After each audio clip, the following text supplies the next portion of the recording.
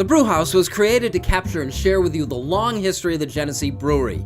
But the brewery itself isn't half as interesting as the beer and the people who make it. Visit GeneseeBrewHouse.com.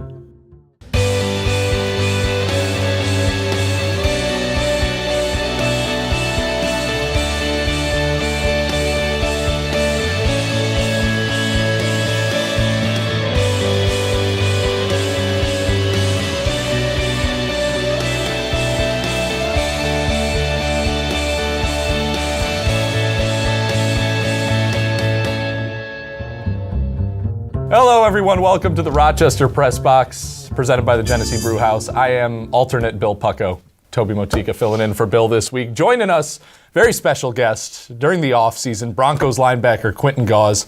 Thank you for coming back onto the program. Hey, thanks for having me again. Anytime. Coming on every time. Our pleasure. Also, well, sort of our pleasure. Mike Catalana, as usual, 13 WHAM Sports. Good to be back. Good to see you on a day off. And Pat Duffy, WCMF The Breakroom. I almost wore my really tight polo shirt where my muscles would have get shown off, so I'm really glad. It would have been embarrassing for everybody. Everyone would have been embarrassed by that. I'm sure the ripples would have been everywhere. First topic is the New England Patriots, if we're not sick of that yet. Let's bury this right now. Quentin, you can speak with the Patriots a little bit. You spent 4 weeks with them this season before landing in Denver. Yeah. After watching this Super Bowl, after everything they've done, is the debate over? Is this Tom Brady, Bill Belichick, are they the best of all time at this point? I mean, look, they're a relentless team. 7 Super Bowls. I mean, they had that was a great comeback. You know, you can't be mad. You can't be mad at them. A lot of people on social media say he is the GOAT. You know, he's the guy. He's one of the best. So, I mean, I have to give the respects to him, for what he did in that game. And there's a lot of other guys on the team, too, that obviously play a role in this. And I know you never got a chance to practice against Brady, but did you pick up on that culture in your 4 weeks with the team? Guys like Edelman, White, some of those offensive players and defensive players that you were around. Did you just feel that kind of winning culture in the air over there? Yeah, when you go over there, that's the mindset, is just to win every game. It's similar to how, like, the way the program is run is kind of how, like, Greg Schiano ran his when I went to Rutgers. And that's why I kind of fit in pretty easy, because you know that you got to stay up late, stay there from 6:30 a.m. till 8 at night or later than that, studying film and locking in. So I got into that culture and that groove. And that's what everybody does over there. So that's, when I went over there, definitely a, winning program. Right. I mean, winning mindset. So 7 Super Bowl appearances, 5 wins. We just talked about before we started recording. They could be 7-0. They could be 0-7. Does that play into this debate at all here?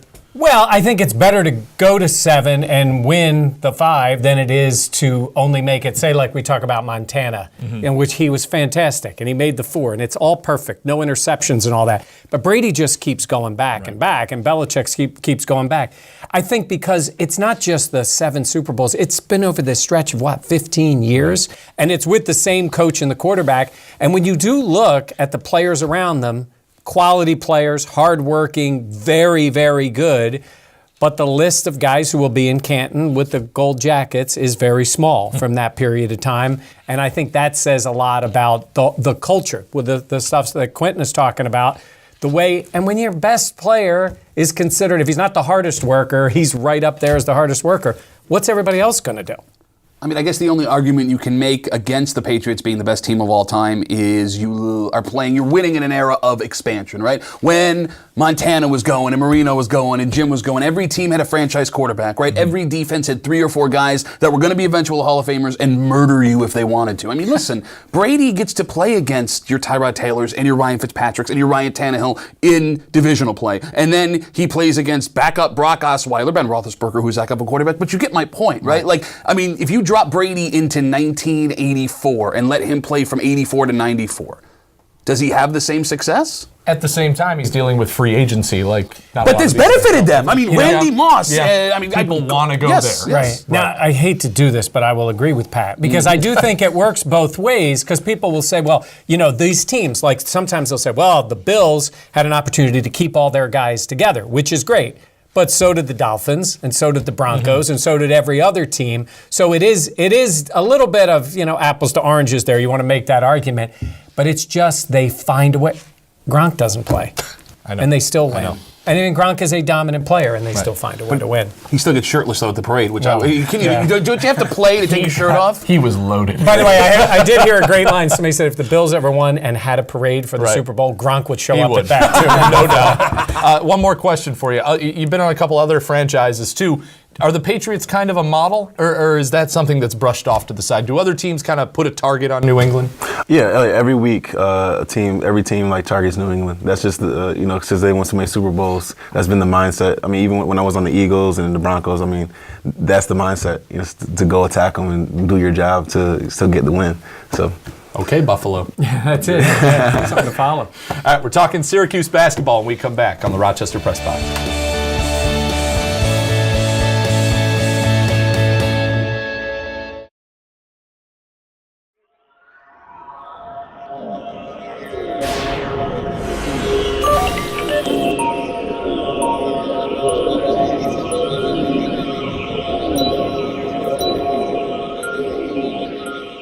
The Press Box, brought to you in part by Connors and Ferris, your workers' comp attorneys. Call 262-COMP, C-O-M-P, today.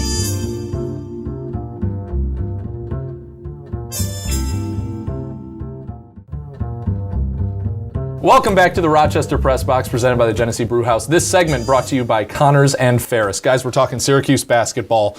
No road wins, no top 25 victories 2 weeks ago. 2 road wins, 2 top 10 victories later, they're right back in this tournament mix. Are we buying in on this team? I would say I'm buying in because, it's funny. I think Jim Boeheim, as he said at the beginning of the year, I have a really talented team. And I was really surprised with the seniors, the fifth-year guys, that it wasn't working. Right. And then all of a sudden they got a little bit of luck, and then things started to turn for them, a couple of close games, and now they're playing with a lot of confidence that we hadn't seen before. So am I buying in? I think because they're a different team than we've seen in the past. In the past, that zone would just shut people down and they'd get confused. Now they can actually outscore people. Now they're not afraid. And if White is hitting shots and Leiden does his job and they're getting anything out of other players, they're getting a third or second or third or fourth, third or fourth option. Yeah, I'm buying in. I think they're going to end up being a tournament team. What's funny about this team is they're probably the most fun Syracuse team to watch in a long time because they actually score the basketball. We're so used to Syracuse winning games 68-52. This team's winning 100-92 in overtime, 82-81 on last second shots. I mean, this is actually a fun team to watch. But I think that's the problem, right? There's no room for error moving Yeah. forward. You have to keep winning, and one loss can throw you off track. Boeheim's winning in a way that he's never won before, and I think that's what made it hard for him to win early this season, right? He had, whatever, we're going to win whatever way we can, and that's where we're going to do it. But you know how Boeheim gets. If things don't go the way he wants to, and he is losing games, playing games the way he doesn't want to, well, it's not his fault. It's his guys' fault. And how quickly do those guys decide to buy out of the program, and that's where your disaster starts. So they look great now, but little adversity. And one thing to keep in mind, too, is overtime win on the road at NC State and barely beating Clemson. Those aren't great wins. You win on the road in conference play. I mean, you can speak to it being a college athlete. Winning on the road in the conference is hard no matter who you're playing.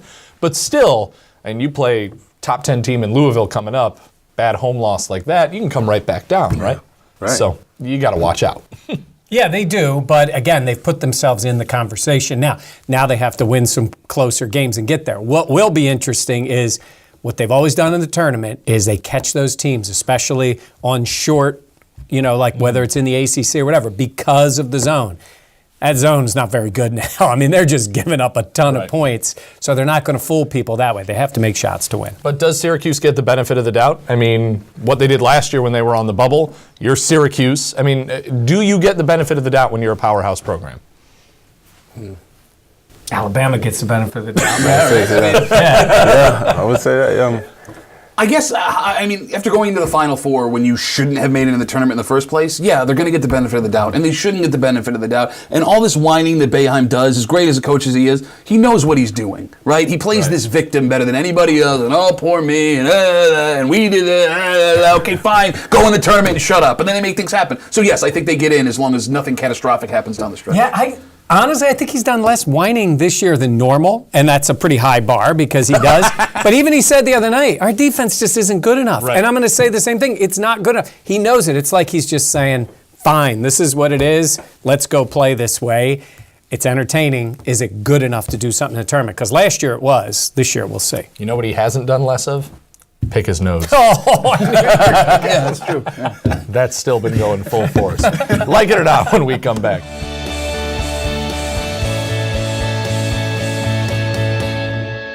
The Press Box Trivia Question brought to you by Sleep City. Queen adjustable bed with memory foam mattress, now $977. Save over $500. Shop Rochester's only locally owned mattress store. No pressure, no hassle sales experience.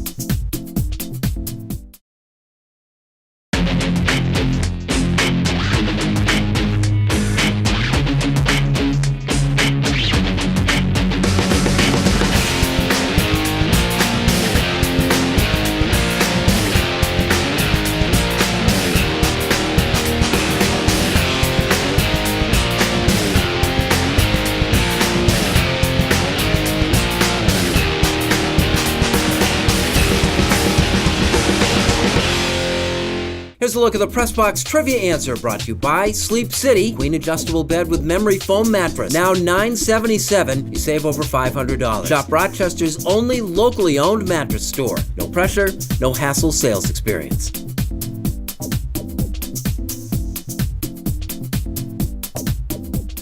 See New York in a whole new way. Amtrak is offering a 15% discount for all travel inside New York State and to Montreal. Visit Amtrak.com for the See New York discount. Safe, comfortable, affordable, and easy. Amtrak. Enjoy the journey.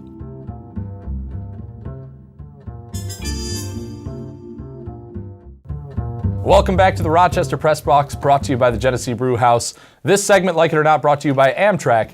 Enjoy the journey. All right, Mike, like it or not, Phil Jackson's feud with Carmelo Anthony going public. Yeah, I don't like it at all for Phil Jackson. I think Carmelo Anthony, and I've been critical of him as a player just because he is what he is as a player. Great talent, hasn't been a big winner. But I think Carmelo, who's been a pro's pro through this whole thing, I think Phil Jackson has been an embarrassment. I think him taking shots at Carmelo because Carmelo has wanted to stay in New York when Phil's the guy who signed him. And as an executive, look, he was a great coach. As an executive, Phil Jackson makes Doug Whaley look like Theo Epstein, okay?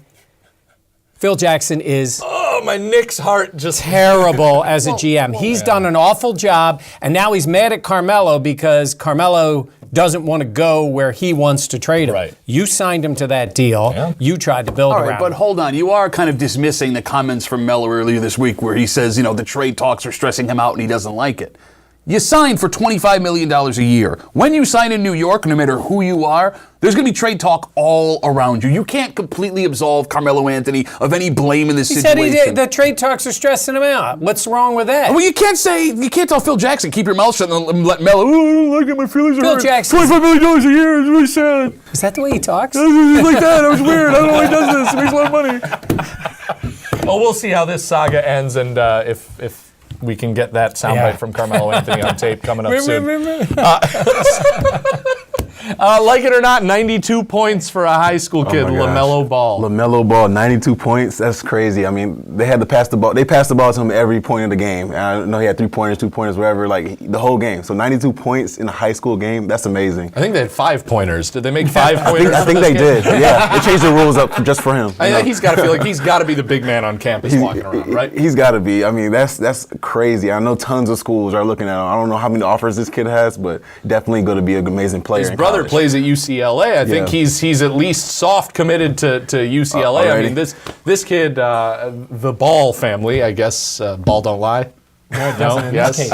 All right, but I mean, are we trying to prove a point here? Scoring, what, are we going for 100? Are they embarrassing the other team? You play ball at Midtown, right? You call it that? You want to feel bad? You know why he went for his 90? I heard the quote this morning. There's a girl in the hospital that he goes to high school with, and he did it for her. Well, that's great then. Then if there was a reason. Okay, well, I want you guys to all look bad and I was going to drop that. Hey, no one's making fun of the guy. He has multiple at layers. Least, that's nice that he was doing something for somebody else and trying to draw attention to us. So that's very nice. There you go. All right. Like it or not, the Sabres playoff chances, not from a fan's perspective, from a real perspective. I mean, okay, from a real perspective, I have no idea. They keep finding ways to win these games, which are crazy. Like, Tuesday night, they play San Jose. They're down 4-1. 3 goals in 3 minutes and 28 seconds, and they win in overtime. By the way, the Sabres, if I'm not mistaken, in their last 4 overtime games are 4-0 after being, 1-3 to start the season out. It's a team that's learning how to win. Mm-hmm. It's a team that has a little bit of attitude to it. Jack Eichel, for example, calling out the fans for booing and then cheering again, which, by the way, I love. Everyone's getting upset with Jack Eichel for doing it. He's a kid. Let him talk. It's awesome. Anything's possible. The NHL is the one league where a team like this, an upstart, spunky team, can get into the playoffs and do some damage. So, yeah, I guess. Okay, wait a minute. You've gone through this whole thing, and you have not complimented Evander Kane for how he's been playing. I was saving it for about 3 minutes from now. Okay, good. One of the things about Eichel, we knew he was a good player. As a fan, you've got to love how much he's trying to take ownership of this team, right? Yeah, I mean, so you got 3 guys on that team. Giannis, the captain's on his way out. It's his last year of his contract. He might even be traded at the deadline. Right. Ryan O'Reilly is your captain. But yeah, for a kid who's 20 years old, Jack Eichel has no problem putting a mic in front of his face and saying what he feels about the franchise, the guys he's playing with, and the folks in the stands. How do you not love that out of a kid? They're not trading Brian Giannis, and they're not trading him at the deadline. Okay. It's not going to happen. Okay. I got a jersey on, you don't. Just All right, final thoughts when we come back on the Rochester Press Box.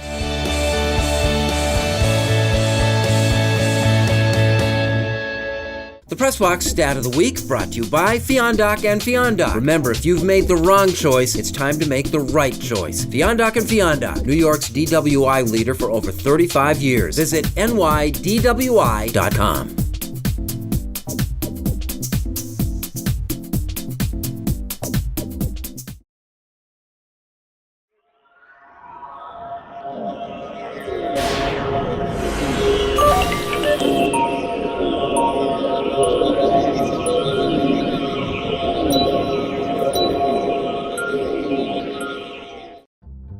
Brought to you by Dunkin' Donuts, the official coffee of the NHL. America runs on Dunkin'.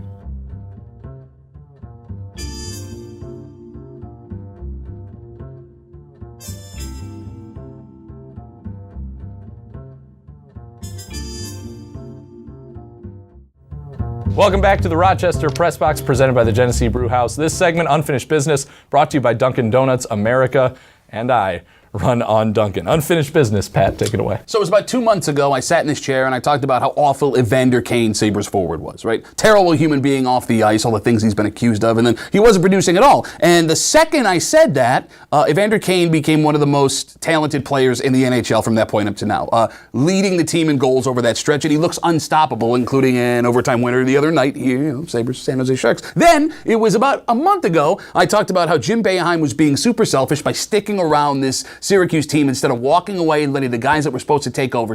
And since I made that comment, they have 2 top 10 wins. They have road wins all over the place. Buzzer beaters against Clemson earlier this week, and I look like a complete idiot. So here's what I'm going to do. Because everything I say, the opposite happens. There is no way that the Buffalo Bills make the playoffs this season. There's no chance. Sean McDermott, the new coach, is absolutely awful. He's one of these guys where you're signing to save money, a young guy that you think you can grow with, and nothing's going to happen. And Tyrod is not going to come back, and he's not going to take a huge step forward next season. And they're not going to find a receiver in the top 3 rounds that's going to complement Sammy Watkins. And LaShawn McCoy is not going to rush for 1,800 yards and catch another 5 touchdown passes. None of that is going to happen.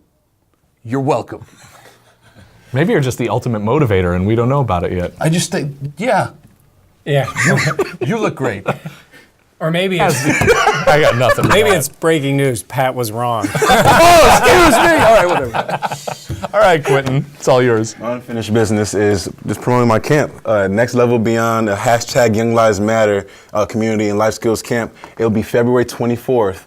It's $55 at the door, $45 online. Trey Burton from the Philadelphia Eagles will be there. Josh Ferguson from the Colts will be there. Brian Parker from the Chiefs, free agent right now, possibly going to the Jets, will be there as well. We have some courses and sessions as well. There's a financial literacy course, stress therapy course, and nutritional course as well at the camp. So definitely want you to come in, learning some football skills and coming out with some knowledge as well. So February 24th, sign up at nextlevelbeyond.org. This is one of your big things, one of your big passions off the football field, right? Is coming back home and doing this, right? Yes, giving back. That's what it's all about. And I want to do so much more with this in the upcoming years as well. You called it a legacy. Starts Yes. here, right? Perfect. All right, Mike. Go At for the it. Super Bowl, they had the Hall of Fame vote, and when it was done, there's controversy. There always is. And you can make the argument about Davis, Terrell Davis, TD, should he have made it? Look, I personally think the guy was a Hall of Fame player, even though he was limited in the amount of time he played. When you look at that man's playoff numbers, they are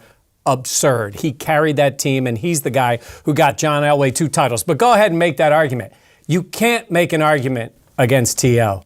Look, go against him for all you want. I'm an Eagles fan, and I watched him both carry a team and then tear a team apart afterward. I know he had that. I know they made him wait 1 year because that's what the voters do. They don't want to give the guy the first ballot. But year 2, are we kidding ourselves? The man was unguardable as a player. Whether it was in San Francisco, in Philly, or we ended up with the Dallas Cowboys, and even with the Bills during that year, he was a pretty good player. T.O. deserves to be in the Hall of Fame. I think it's an embarrassment for the voters, and they better put him in next year. Keep all that type of bias away. He wasn't arrested. He wasn't going to court. He wasn't in jail. He didn't have those issues. So he had a little bit of fun, maybe a little too much. Terrell Owens deserves to be in the Hall of Fame. Keeping him out of the Hall of Fame solely because they don't like the guy. Yeah, I think that's wrong. part of what happened. Yeah. Hopefully we can get him in there soon. All right. Thank you, Mike. Yep. I'll see you soon. Yep. Quentin, thanks as always for joining us. Much appreciated. Pat, you look great too. I think we figured out why you guys aren't in any Hall of Fame, but that's a whole other story. I'm sure you'll be People joining don't like soon. us. Is that what you're saying? No, you guys are lovable. All right. That'll do it for us this week. Thanks for joining us at the Rochester Press Box.